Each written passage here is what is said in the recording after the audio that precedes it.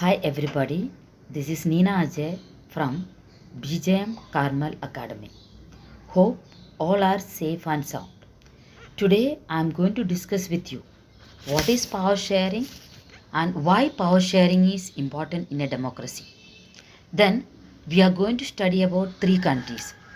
First one is Belgium, second one is Sri Lanka, and the third one is our own country, that is India. Okay, let us see what is power sharing. Power sharing ensures that all people have stake in government, ensures maximum participation, upholds the concept of people's rule, always brings better outcomes in democracy. It always ensures the political stability in democracy. Actually, power sharing accommodates diverse groups and it also helps to reduce the possibility of conflict between social groups. So, let us see what happened in Belgium. Belgium is a small country in Europe with a very complex ethnic composition, borders with France, Netherlands, Germany and Luxembourg. Now we have to see what is the ethnic composition of Belgium. There, the Dutch speakers are 59%, the French speakers are 40%, that is 40, and the German speakers 1%. But in Belgium, the Dutch community could take advantage of its numeric majority and force its will on French and the German speaking population. This would push the conflict among the communities further. This could lead to a very messy partition of the country. But the Belgian leaders, in order to solve the problem of cultural diversities, they have adopted a compromising path. They amended their constitution 4 times. Why? Because to work out an arrangement that would enable everyone to live together peacefully within the same country. It was declared that no single community can make decisions unilaterally. And the capital city of Belgium, it is Brussels, has a separate government in which both the communities enjoy equal representation. These measures help to avoid civic strife between the two communities and a possible division of the country on linguistic lines. Okay, let us go to Sri Lanka. Sri Lanka presents a different story. Sri Lanka is an island nation just a few kilometers of the southern coast of Tamil Nadu. Like all other countries, Sri Lanka also has a diverse population.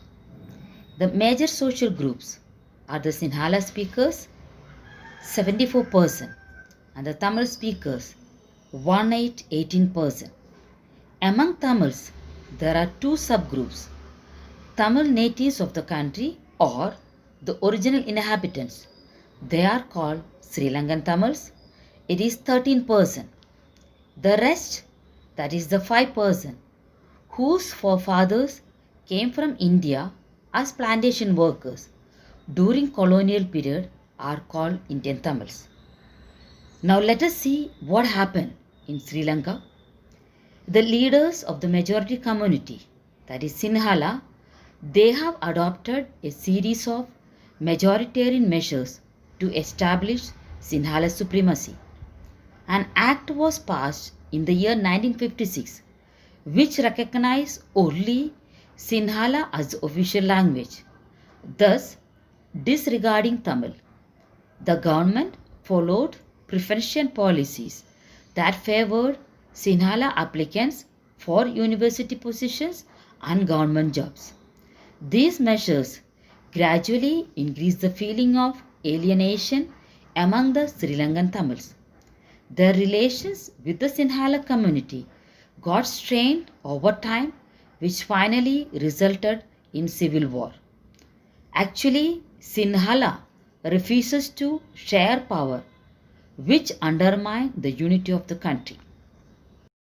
At last, but not the least, let us see the power distribution of India. In India, we have two divisions of power sharing. The first one is horizontal power sharing and the second one is vertical power sharing. Now what is horizontal power sharing? It means Power is shared among different organs of the government such as legislature, executive and judiciary.